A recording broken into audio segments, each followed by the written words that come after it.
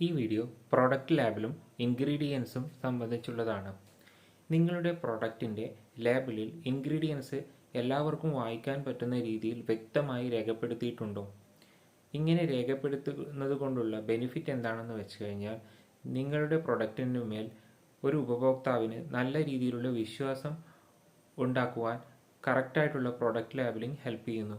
പിന്നെ നിങ്ങളുടെ പ്രൊഡക്റ്റിൽ നിങ്ങൾ നല്ല ഇൻഗ്രീഡിയൻസ് ആണ് ഉപയോഗിച്ചിട്ടുണ്ടെങ്കിൽ അത് തീർച്ചയായും ഉപഭോക്താവിനെ നിങ്ങൾ അറിയിക്കണം. എന്നാൽ മാത്രമേ നിങ്ങൾ എടുക്കുന്ന ഇഫേർട്ടിന് കണക്കായിട്ടുള്ള റിസൾട്ട് ആ പ്രൊഡക്റ്റിനുമേൽ നിങ്ങൾക്കുണ്ടാവുകയുള്ളൂ.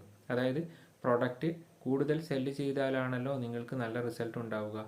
ഇപ്പോഴുള്ള ഉപഭോക്താക്കളെല്ലാം ഒരു പ്രൊഡക്റ്റ് ഉപയോഗിക്കുമ്പോൾ കൂടുതലായും അതിൻ്റെ ഇൻഗ്രീഡിയൻസിനെ കുറിച്ച് ഗൂഗിളിലും മറ്റും സെർച്ച് ചെയ്ത് നോക്കാറുണ്ട്. അതുകൊണ്ട് പ്രൊഡക്റ്റ് ലേബലിങ്ങിൽ ശ്രദ്ധിക്കുക. കൂടുതൽ ഇതുപോലുള്ള വീഡിയോസിന് ഈ ചാനൽ സബ്സ്ക്രൈബ് ചെയ്യൂ. Thanks for watching.